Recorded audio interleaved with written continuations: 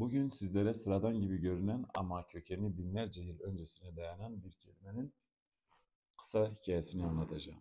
Bravo. Hepimiz bu kelimeyi biliyoruz. Birisi iyi bir iş yaptığında, başarılı bir performans sergilediğinde, etkileyici bir konuşma yaptığında ya da olağanüstü bir yetenek gösterdiğinde hemen arkadaşlarla birlikte bravo deriz. Ama hiç düşündünüz mü bu kelime nereden gelir? Ne anlama gelir? Sadece bir takdir ifadesi midir yoksa daha derin bir anlamı mı vardır? Bu soruyu sorduğumda Zazaca bilenler veya Zazaca konuşanlar eminim ne demek istediğimi hemen anlayacaktır. Çünkü bu kelimenin kökeni aslında sandığımızdan çok daha derin, çok daha eski ve evet Zazaca'ya dayanır. Bravo kelimesi Zazaca'daki iki temel unsurdan oluşur. Bra ve vo. Bra, Zazaca'da kardeş anlamına gelir. İtalyanca'daki fratello gibi kökü çok eskiye dayanan bir kavram. Vo ya da wo ise bir iyilik ekidir. Yani benim anlamı katar. Dolayısıyla bravo kelime olarak kardeşim yani benim kardeşim anlamına gelir.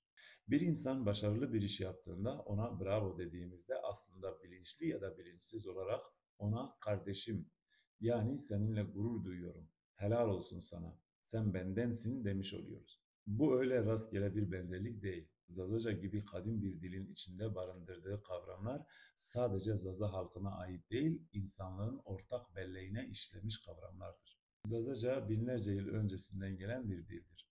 Öyle ki birçok kavram onlarca farklı dilde, farklı formlarda kullanılıyor olsa da bazı kök terimler var ki hala en saf, en kadim halleriyle Zazaca'da yaşıyor. Bravo da işte bu kelimelerden biri.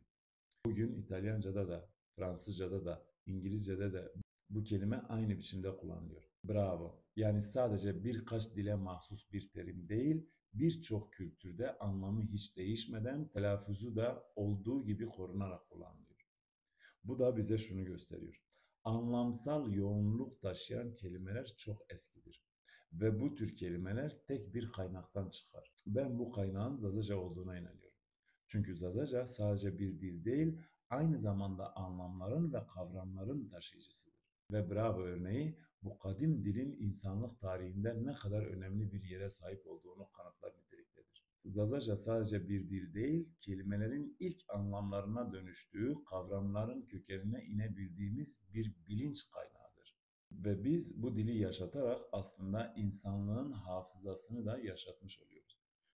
Genel olarak şunu rahatlıkla söyleyebilirim ki Zazaca konuşan her bir kadın, çocuklarına bu dili öğreten her bir anne kutsaldır. İnsanlığın hafızası ve geleceğinin teminatıdır.